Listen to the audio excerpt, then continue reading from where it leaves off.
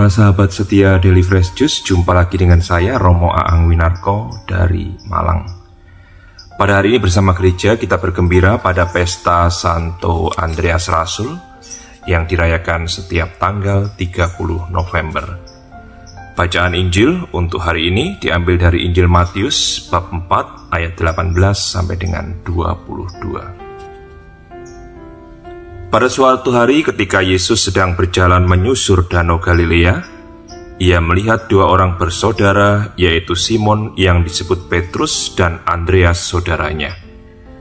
Mereka sedang menebarkan jala di danau, sebab mereka itu penjala ikan. Yesus berkata kepada mereka, "Mari, ikutlah aku, dan kamu akan kujadikan penjala manusia."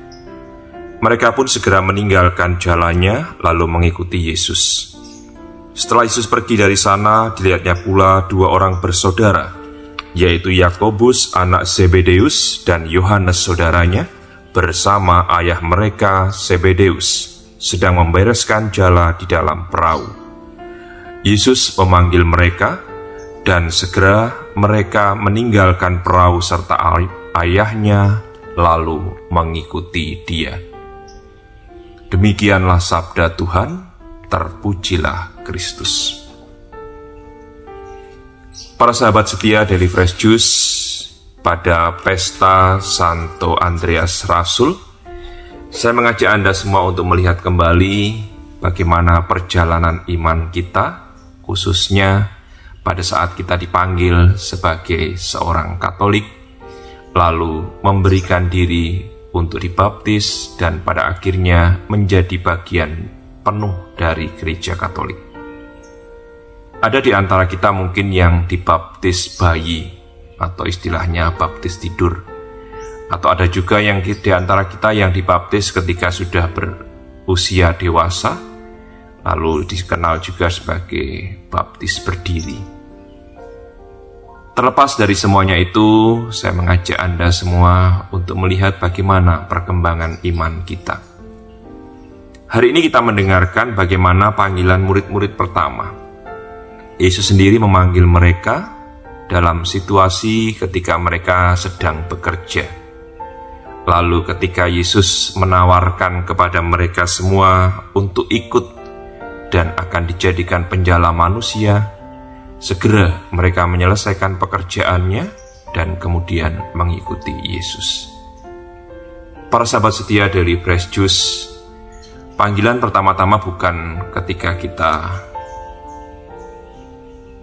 diajak untuk ikut serta menjadi bagian dari gereja Katolik, tetapi juga ketika kita dihadapkan pada situasi di mana uluran tangan kita, tenaga kita, waktu kita, atau bahkan materi kita dibutuhkan. Apakah kita menyadari bahwa ini suatu kesempatan untuk menyapa sesama, dan Tuhan menyapa kita secara pribadi untuk ikut serta dalam suatu karya yang baik? Andreas dan para rasul pertama menyadari bahwa mereka dipanggil untuk ikut serta dalam suatu karya yang baik. Maka mereka dengan segera menanggapi panggilan Tuhan ini. Apakah kita juga melakukan hal yang sama ketika situasi di sekitar kita membutuhkan uluran tangan kita?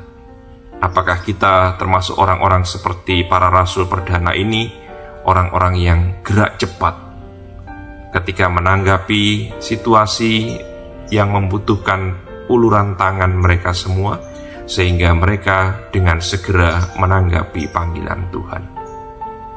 Para sahabat setia dari Fresh Juice, sebagai seorang Katolik, panggilan kita tidak hanya berhenti ketika kita menerima pembaptisan atau sakramen-sakramen yang lain, tetapi justru menjadi semakin nyata ketika kita juga menanggapi panggilan Tuhan melalui situasi yang terjadi di sekitar kita.